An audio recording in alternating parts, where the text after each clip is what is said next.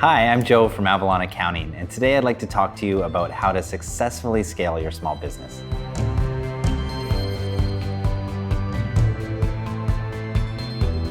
We support entrepreneurs all over the map, quite literally. And what they have in common, even if they have different business models or in different parts of Canada, is that they're trying to build a thriving business.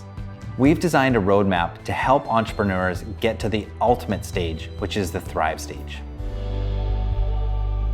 Our definition of a thriving business is one that provides you with time, money, and purpose.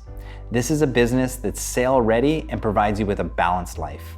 There's no doubt that it takes a lot of work to build a thriving business. Today, we're going to focus on the scale stage. Now, if you're not sure if you're there yet, check out the link below for our Entrepreneur's Roadmap to see where you sit today. If you're not there quite yet, be patient. If you've identified that your business is ready to scale, it might look something like this. So number one, you've had an amazing business idea, you've launched it, and you have a product or service that you can deliver to your customers in a repeatable manner. Number two, at this point, you have a really great business, but it's not quite big enough to cover off the fixed expenses and provide you with the income that you need. If you've been looking to hire out all the little things that you do, but can't quite afford to hire those people yet, you're probably in the scale stage. So this is a really dangerous stage because a lot of people believe they have an unprofitable business, when really all they need is more scale to make it successful. On the flip side, jumping to this stage too early can be dangerous as well. If you jump to this stage and you don't have the proper foundations of processes and product and service in place already, it's a recipe for disaster. The scenario we often encounter is this. The business owner looks to scale their business by offering new products or services, maybe that their customers are asking for, without having nailed their core product or service. Now, the way to nail it is to get your pricing right and to build processes around how to deliver it well every time. If you scale your business too quickly, you're likely to A, build on top of yourself. You're gonna be the one doing all the work and you're gonna be overwhelmed. Or B, you're gonna create an intense work environment where the employees that you've hired to do the job aren't able to do it in the time that they're allotted. Or C, you can sink the business completely, and we've seen this happen. My advice is this: don't jump to scale, work towards it. If you feel like you haven't quite set the stage for scaling yet, go back to the foundations. Spend some time ensuring that you have repeatable processes to attract new customers and deliver products and services in a fantastic way. And look at hiring out key positions that you know are important, but just don't have the time for. When it's truly time to scale, you can start focusing on the long-term profitability of your business and how to work yourself out of the day-to-day operations. When the time comes, you'll have a nice process manual to say, this is how we do things here. But don't stop there. Creating processes is important, but I would argue the more important aspect of this is to create a process to improve those processes. If you aim to take yourself out of the business, you need a company with the stability to thrive without you. Here are some tips to ensure you keep building. Have regular meetings. So this is a chance for people to uncover any issues that they're having and to work through them together and see what the best process could be. Now, if you're the visionary of your business, this might not be exciting for you.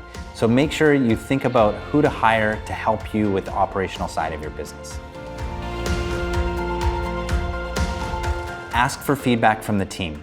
Your team is going to have the most intimate knowledge of how your processes are working, so you need to give them an avenue to get that feedback back to you. And one final note on that is to let them know that their improvements have been instituted. It's really important for them to continue giving you feedback, and that's the way to do it. So my own personal experience with this is that during the scale stage of our business, a little over 3 years ago, I attended a conference and they covered the book Traction, which I'll link below. So the takeaway from that book for me was to create a traction channel within our Slack that people could put any of the issues that they were running into on a week-to-week basis, and we would cover those at our weekly meeting. This gave the team a chance to really talk through those issues and come up with a solution together and then implement those changes.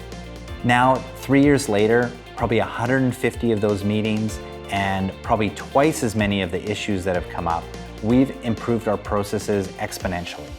And the real exciting part about that is that it's allowed us to grow without breaking the business. A common question is, what size of company do you need to be to scale? Is it 500,000 in revenue, $1 million? When do you get to see real profitability? In our experience, it's really hard for a business to see real profitability and the owner to be removed from the day-to-day operations with less than $1 million in revenue.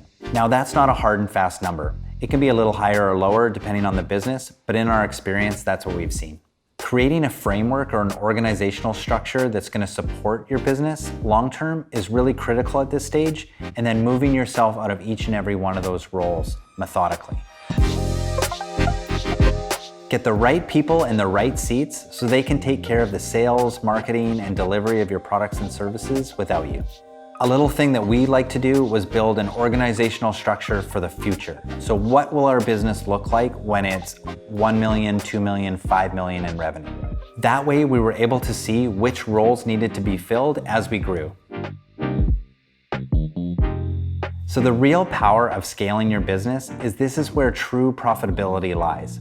Your business can be big enough to cover off your income as an owner, as well as all your fixed expenses without burdening you with the day-to-day operations of your business.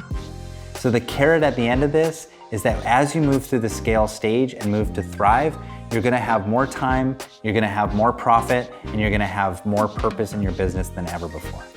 So that's it. I hope this video has helped you decide whether you're in the scale stage and what the next steps are to move through it. Check out the links below for more info and resources on growing your small business in Canada.